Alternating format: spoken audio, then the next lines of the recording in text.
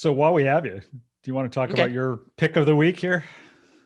Yeah. So this is a story that I've written but have not published yet because I think 5 firms have announced their bonuses today. So it's taking up our whole editorial calendar. But interesting, buried in the stories of people getting new bonuses and all are some stories. We've been talking about people working from home for a year. We've talked about the legal technology rising to the occasion and lawyers becoming more comfortable with it. And we've talked about, I think Steve had the story, that Cushman story about how new leases as they're coming up, corporate, just generally commercial real estate is shedding office space, getting rid of square footage because they feel they don't need it in the modern era. And we've started hearing cryptic saying they're considering it. No one has actually announced a plan, but I have heard from people at 2 big law firms that their leadership has said that they're looking into creating a model that does not require you to come into a 5-day in-office work week anymore.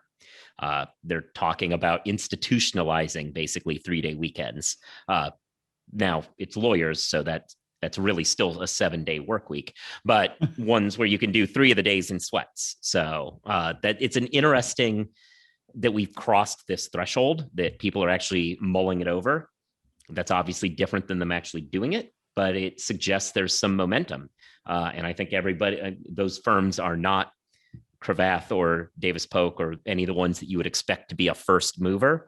But it suggests to me that they're starting to float this, hoping that one of those people that everyone feels comfortable following takes action first.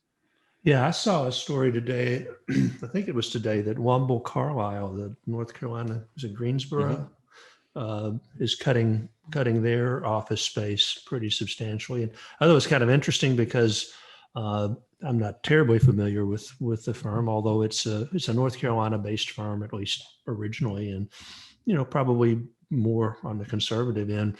But when they were describing it, I thought it was kind of interesting the way they described what they wanted to do is kind of conceptually, just the office space was going to be a place to come and collaborate and have meetings and have training sessions and sort of everything else you do from home, which is a different way of thinking about a legal office than ever before. So that was kind of an interesting take. Yeah, we're starting to hear, I mean, there's been a couple of companies in the tech space, not legal tech space, not legal at all, but a couple of the big tech companies that have basically said, look, we're never going to tell you have to come back in again. If you just want to work from home for the rest of the time you work for us, that's fine. And, why shouldn't that start to drip over into legal? Of course, then there's Amazon, which said everyone must come back. Right. Yeah, I was gonna say, it kind of flies in the face of what we talked about a couple weeks ago when the ropes and grades sent around that memo saying we want everybody back in the office. And I mean, yeah, I guess, on the one hand, it's like, yeah, you have these big firms that have this like really fancy, expensive office space everywhere. It's just like, well, why wouldn't they want to use it? And why wouldn't they want people to come back?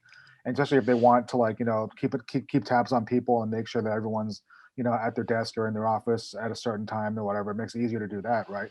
So it'll be interesting to see who wins out, or if there's going to be like some kind of compromise to see like if there's some kind of hybrid method going forward. But yeah, I mean, it just seemed like on the one hand there is a strong force saying, okay, well, let's just get back to normal and do everything the way we used to, and then on the other hand, it's kind of like, well, can we?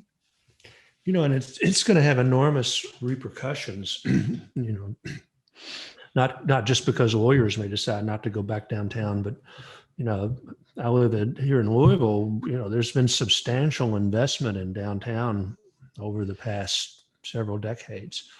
And most of the businesses that are down there, by and large, depend upon office workers for their sustenance, from lunches to retail to what have you. And, those office workers are no longer there. Boy, it's going to be kind of strange. It's already strange here. I mean, so many downtown businesses, mom and pop, locally owned businesses are just gone.